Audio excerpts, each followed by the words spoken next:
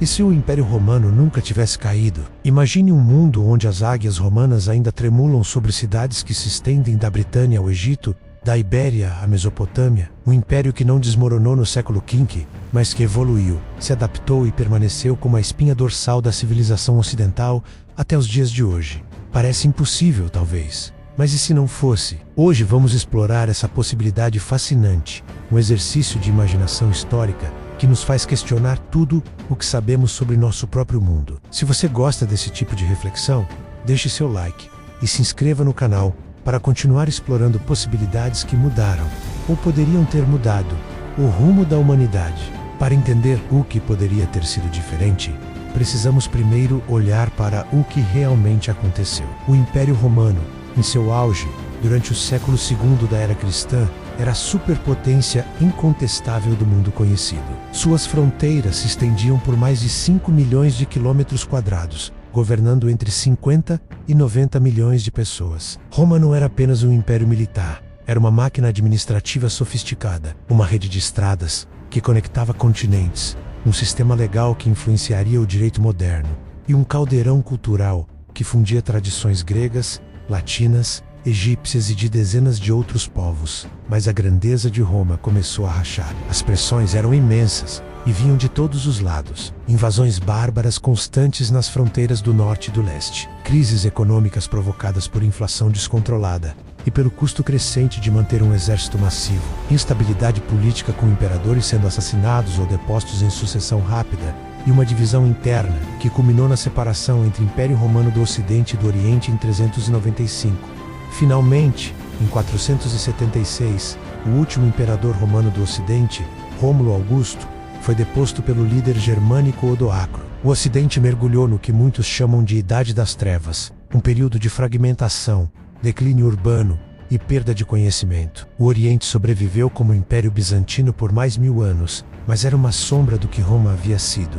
Agora vamos ao nosso ponto de ruptura, o momento exato, onde a história toma outro rumo. E se, durante o século IV, Roma tivesse conseguido implementar reformas estruturais profundas que resolvessem suas crises fundamentais? Imagine que um imperador visionário, talvez uma combinação da genialidade militar de Aureliano com a sagacidade administrativa de Diocleciano e a visão de Constantino, conseguisse fazer o que nenhum deles fez sozinho: estabilizar a economia através de uma reforma monetária eficaz, reorganizar o exército criando uma força profissional mais enxuta, mas tecnologicamente superior, estabelecer um sistema de sucessão claro, baseado em mérito e competência, em vez de hereditariedade ou força bruta, e integrar os povos bárbaros, não como ameaças, mas como parceiros e cidadãos plenos, através de uma política de romanização cultural, voluntária e inclusiva. Neste cenário, os godos, vândalos, francos e outros povos não são invasores que destroem Roma,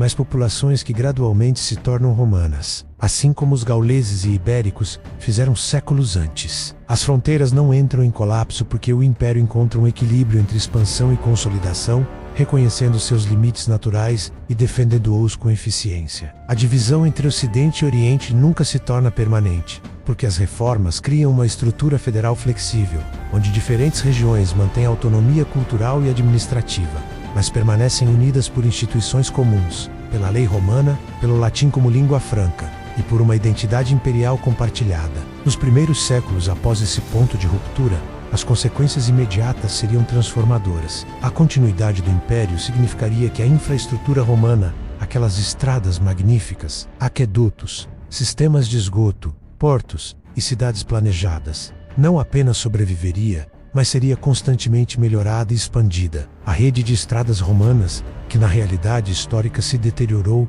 durante séculos, continuaria sendo mantida e ampliada, criando uma conectividade continental que nossa própria época só recuperou recentemente. O conhecimento acumulado nas bibliotecas e escolas romanas não seria perdido nos mosteiros isolados da Europa medieval, mas continuaria sendo estudado, debatido e desenvolvido em universidades imperiais que nunca deixariam de existir.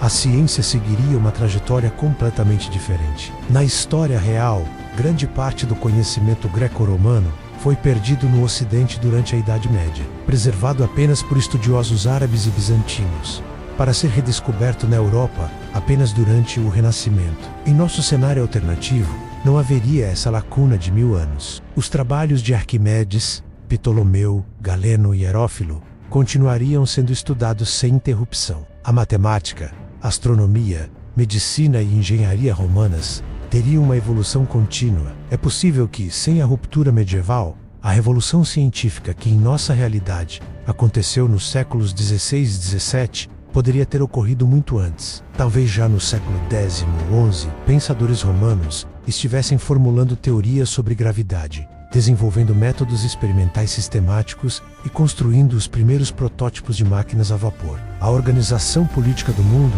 seria irreconhecível. Sem a fragmentação feudal da Europa medieval, não haveria um mosaico caótico de reinos, ducados e principados que caracterizou o continente por séculos. Em vez disso, teríamos uma estrutura imperial coesa, provavelmente dividida em províncias ou regiões autônomas, mas todas respondendo a um senado central e a um imperador eleito ou escolhido por um colégio imperial. A democracia representativa moderna, que emergiu em parte como reação contra monarquias absolutas, poderia ter evoluído diretamente das instituições republicanas romanas que nunca foram completamente abandonadas, mesmo durante o Império. Conceitos como cidadania universal, direitos legais codificados e separação entre poderes administrativos poderiam estar muito mais avançados do que em nossa realidade. Culturalmente, o latim nunca teria se fragmentado nas línguas romances que conhecemos. Francês, espanhol, português, italiano e romeno não existiriam como línguas separadas, porque o latim teria continuado evoluindo como uma língua viva, moderna e unificada, talvez com variações dialetais, mas mutuamente inteligíveis. Imagine um mundo onde quase 2 bilhões de pessoas, desde a Inglaterra até o Oriente Médio, falam variantes da mesma língua imperial. A comunicação, o comércio e a difusão de ideias seriam radicalmente mais eficientes. A literatura, filosofia e arte teriam se desenvolvido dentro de uma tradição cultural contínua de mais de 2000 anos, criando uma profundidade e sofisticação difíceis de imaginar. No médio prazo, observaríamos como esse Império Romano contínuo se relacionaria com outras civilizações emergentes. O Islã ainda surgiria na Arábia, no século VII, mas sua expansão encontraria não províncias bizantinas enfraquecidas e reinos visigóticos fragmentados, mas as legiões de um Império Romano plenamente funcional. Talvez houvesse guerras, certamente haveria conflitos de fronteira, mas também poderia haver um equilíbrio de poder mais estável, levando a intercâmbios culturais e científicos ainda mais ricos do que aqueles que historicamente ocorreram na Espanha Islâmica e na Sicília. A Índia e a China, conectadas a Roma através de rotas comerciais terrestres e marítimas estabelecidas, poderiam ter desenvolvido relações diplomáticas e comerciais muito mais profundas, criando um mundo verdadeiramente globalizado 1000 anos antes da Era dos Descobrimentos. As Américas apresentam uma questão fascinante. Sem a fragmentação europeia, que levou à competição entre Espanha, Portugal, França e Inglaterra pela exploração ultramarina. Quem teria descoberto o Novo Mundo neste cenário? Talvez o próprio Império Romano, com sua tradição de exploração e expansão, tivesse desenvolvido a tecnologia náutica necessária mais cedo. Ou talvez, sem a pressão competitiva entre nações europeias, a descoberta tivesse demorado mais. Mas quando finalmente acontecesse, seria uma expedição imperial romana que desembarcaria nas costas americanas. A colonização poderia ter sido mais sistemática, mais organizada, talvez até menos brutal, seguindo padrões de integração provincial romanos, em vez do genocídio e da exploração desenfreada que caracterizaram a conquista histórica. A Revolução Industrial, quando finalmente chegasse, ocorreria dentro de um contexto imperial radicalmente diferente. Sem os estados naco, competitivos da Europa moderna. Sem as guerras constantes que drenaram recursos, mas também estimularam inovação militar. O desenvolvimento tecnológico seguiria um caminho único. Por um lado, a estabilidade imperial e a continuidade do conhecimento poderiam ter acelerado descobertas científicas. Por outro, a ausência de competição entre nações poderia ter reduzido alguns incentivos para a inovação rápida. É possível que a industrialização acontecesse de forma mais gradual, mais planejada, talvez com menos dos choques sociais traumáticos que acompanharam a Revolução Industrial histórica na Inglaterra. Avançando para o longo prazo, para um mundo alternativo próximo ao nosso presente, as diferenças seriam monumentais. Imagine acordar em 2026 em uma realidade onde Roma ainda existe, não como uma relíquia, mas como uma superpotência global. As instituições imperiais teriam evoluído, certamente. Talvez agora fossem uma federação democrática, onde cada província elege representantes para um senado global e o imperador seja um cargo cerimonial ou executivo eleito. A capital poderia ainda ser Roma, mas transformada em uma megalópole de tecnologia avançada, onde ruínas antigas coexistem com Uran-6 e sistemas de transporte futuristas. A Technologia, desenvolvida sob o patrocínio contínuo de uma civilização estável e rica, poderia estar décadas à frente da nossa, ou talvez apenas diferente. Sem as duas guerras mundiais que devastaram a Europa no século XX, mas também aceleraram dramaticamente a inovação tecnológica, especialmente em aviação, eletrônica e energia nuclear.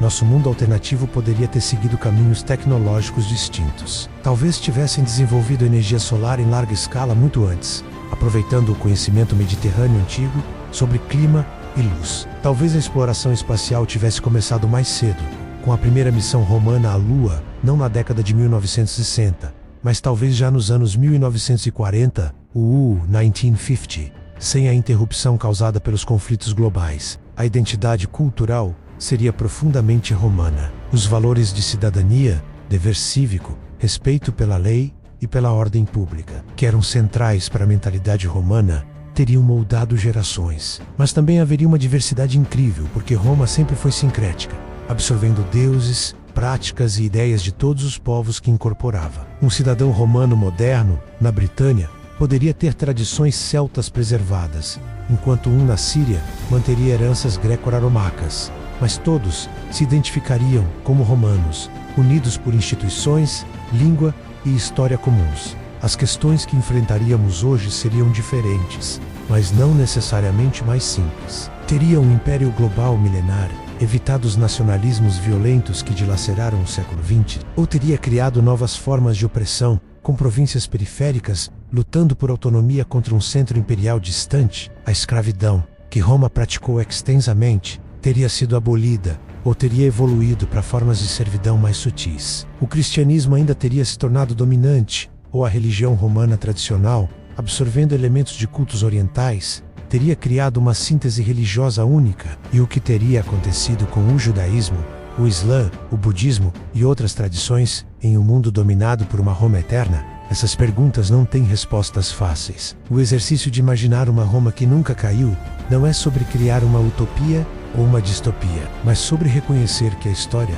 não é inevitável. Cada evento, cada decisão, cada acidente abre ou fecha caminhos. A queda de Roma criou o vácuo que permitiu o surgimento da Europa medieval, do feudalismo, das monarquias nacionais, do Renascimento, da Reforma, da Era dos Descobrimentos e, eventualmente, do mundo moderno que conhecemos. Sem essa queda, tudo seria diferente, incalculavelmente diferente. Mas aqui está a reflexão final que esse cenário nos provoca.